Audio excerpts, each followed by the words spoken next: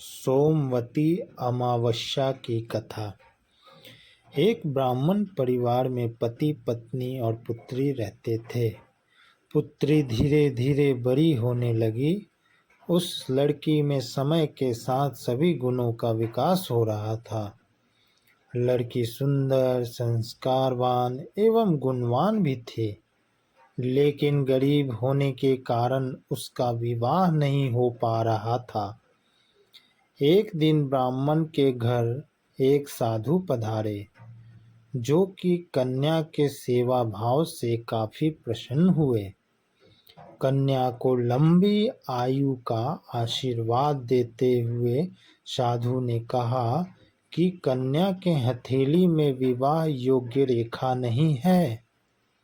लड़की के माता पिता ने साधु से उपाय पूछा कि कन्या ऐसा क्या करे कि उसके हथेली में विवाह योग्य बन जाए। साधु ने बताया, कुछ दूरी पर एक गांव में सोना नाम की धोबी जाति की एक महिला अपने बेटे और बहू के साथ रहती है, जो कि बहुत ही आचार विचार और संस्कार संपन्न तथा पति परायण है।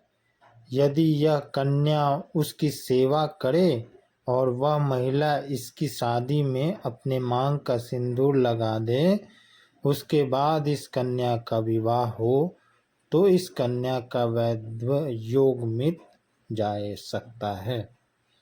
साधु ने यह भी बताया कि वह महिला कहीं आती जाती नहीं है। यह बात सुनकर ब्राह्मण ने अपनी बेटी से धोबिन की सेवा करने की बात कही। कन्या तड़के ही उठकर सोना धोबिन के घर जाकर सफाई और अन्य सारे करके अपने घर वापस आ जाती। सोना धोबिन अपनी बहू से पूछती है कि तुम तो तड़के ही उठकर सारे काम कर लेती हो और पता भी नहीं चलता। बहू ने कहा कि माँ जी, मैंने तो सोचा कि आप ही सुबह उठकर सारे काम खुद ही खत्म कर लेती हैं। मैं तो देर से उठती हूँ। इस पर दोनों सास बहू निगरानी करने लगी कि कौन है जो तड़के ही घर का सारा काम करके चला जाता है। कई दिनों के बाद धोबिन ने देखा कि एक कन्या मुंह अंधेरे घर में आती है और सारे काम करने के बाद चली जाती है। जब वह जाने लगी तो सोना धोबिन उसके पैरों पर गिर पड़ी। पूछने लगी कि आप कौन हैं और इस तरह छुपकर मेरे घर की चाकरी क्यों करती हैं। तब कन्या ने साधु द्वारा कही गई सारी बात बताई। सोना धोबिन पति परायण थी, उसमें तेज था। वह तैयार हो गई। सोना धोबिन के पति थोड़ा अस्वस्थ थे। उसमें अपनी बहू से अपने लौट आने तक घर पर ही रहने को कहा।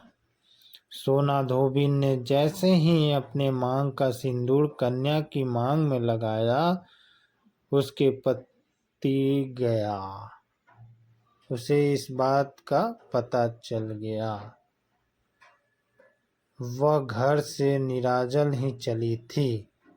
वह सोचकर कि रास्ते में कहीं पीपल का पेड़ मिलेगा तो उसे भंवरी देकर और उसकी परिक्रमा करके ही जल ग्रहण करेगी।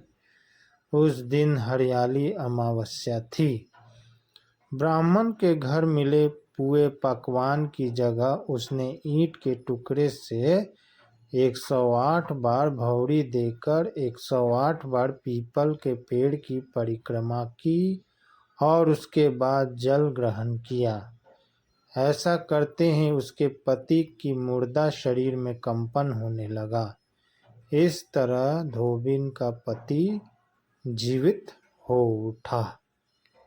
धन्यवाद।